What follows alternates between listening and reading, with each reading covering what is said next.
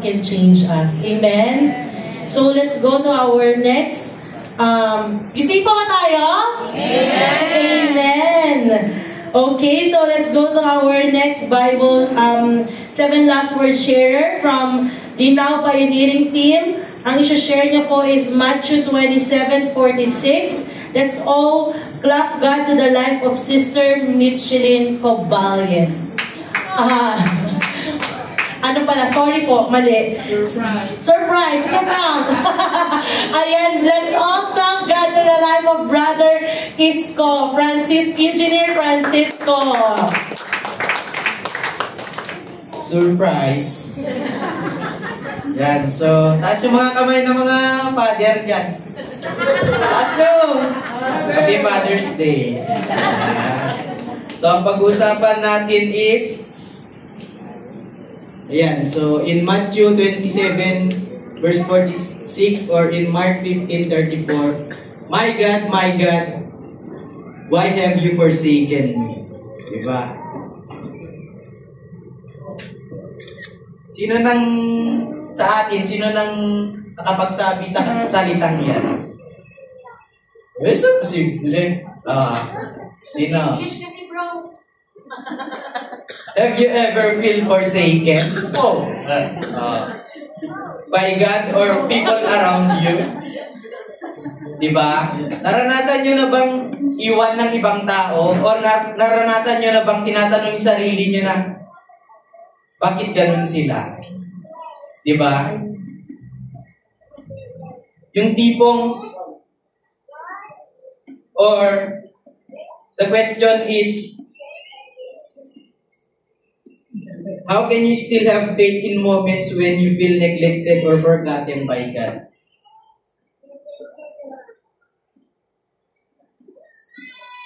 So, may mga 3 things na pag-uusapan natin dito that we have to remember anytime we feel abandoned or forgotten by God. Number 1, it's okay to cry out to God and question Him. Amen? Sinong naniniwala na hindi maganda yung pag-question natin kay God? Kita-kita naman natin even Jesus, i-question God. Diba? In Psalms 22, even King David, as he prayed to God, he desperately cries. Habang nagdadasal siya, he complains and even question God. Diba? It's okay to ask God. It's okay to question Him. It's okay to ask Him how long. Bakit? Kasi it is a form of worship. Amen. Naniniwala ba kayo na yung sa pag-question natin kay God, sa paghahanap natin ng answer, it's a form of worship? Ba't hindi? Oo. Bakit? Kasi as we ask Him, as we find answers to our questions, nananalangin tayo sa Kanya, di ba? And by that situation, by that action, di natin namamalayan as we continue to pray, as we consistently pray, di natin namamalayan na napapalapit tayo sa presensya ng Panginoon. Amen? Kaya masasabi natin na as we question Him, hindi natin namamalayan na pagiging worship din pala yun. Diba? Sa mga panalangin natin, Lord, bakit ganito? And sa paghahanap natin ng panalangin, patuloy tayong nananalangin sa Kanya. And even sa bawat isa, hindi natin alam yung situation ng katabi mo kung bakit nandito. Hindi natin alam kung bakit nag-attend siya. Kasi he or she wants to worship God. Gusto niyang umanap ng sagot sa mga question niya sa buhay. And yun yung way niya to worship God. Nag-attend siya. Yung katabi mo andyan kasi gusto niyang ma-feel yung presence ni Lord.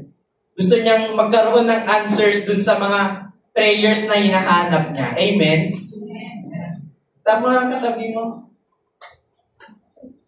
Kaya mo yan. Amen?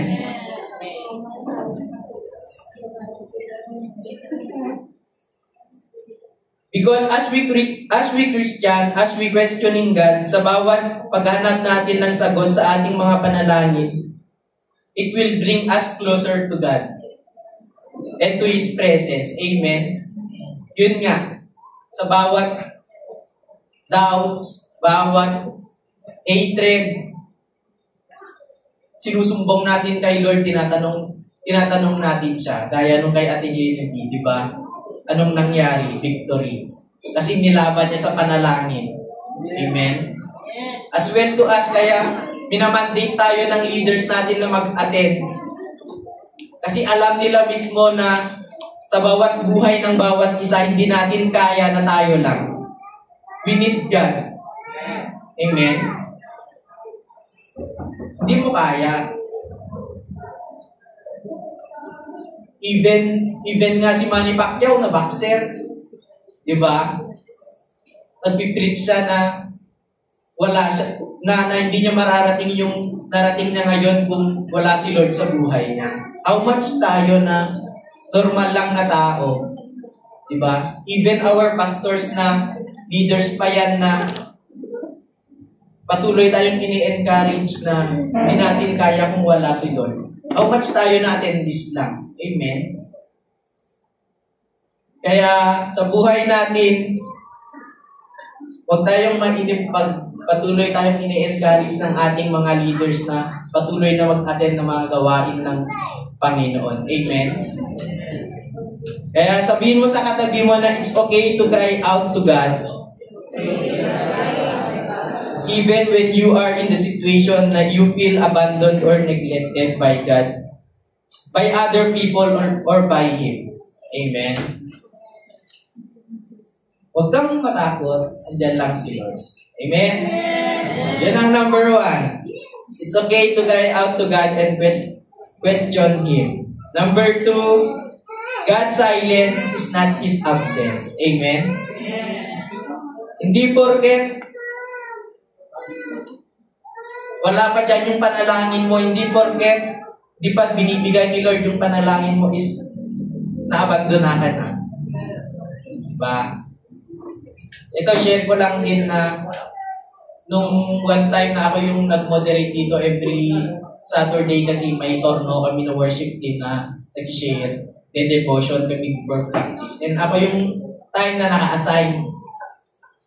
Then, one time, kumbaga, by that time kasi is siguro cause na din ng pressure.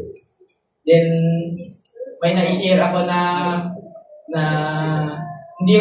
parang hindi ako aware. Then yun na-correct ako. Diba? Sometimes we get answers of our questions from God, but just because He was silence, it doesn't mean na God is not listening. Amen? Kasi hindi natin alam na kaya hindi pa binibigay ni Lord yun, yung prayer na yun.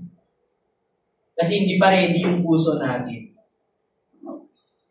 Kasi kapag binigay ni Lord yung pagpapalang yun, hindi natin alam kung it's either lalaki lang yung ulo mo or magagamit mo ng hindi maganda.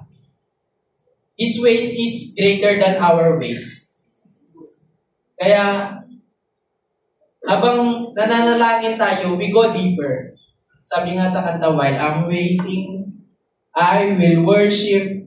While I'm waiting, I will serve you. Diba? O, may sarili akong lyrics.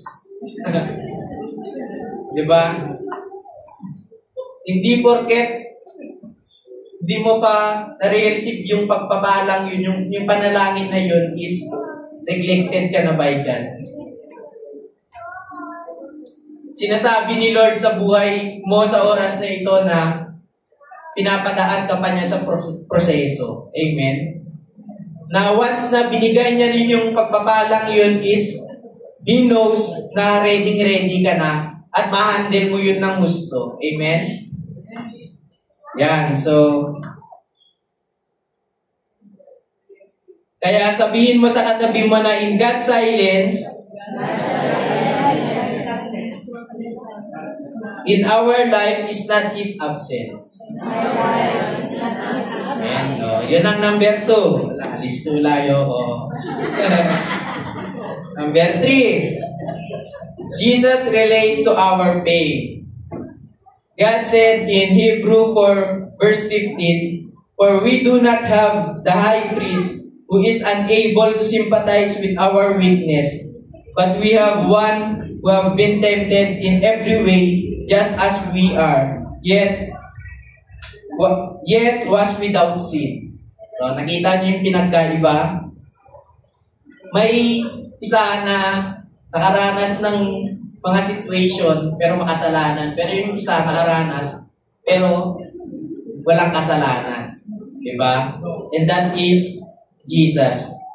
Jesus is not only with us, but He understands our pain and suffering.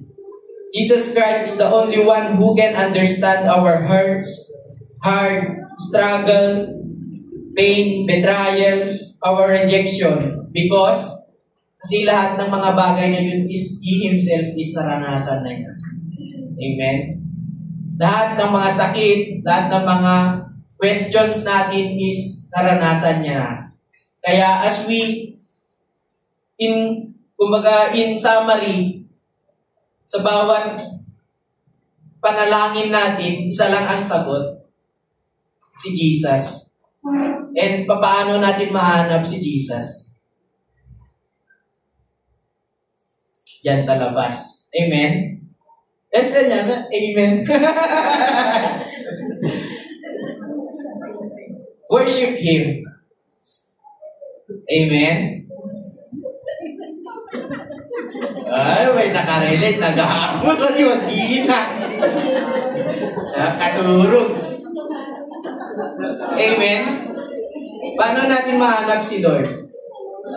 Seek His presence. Obey to our leaders. Amen? Si Lord wala dyan. Wala dyan sa kanto-kanto.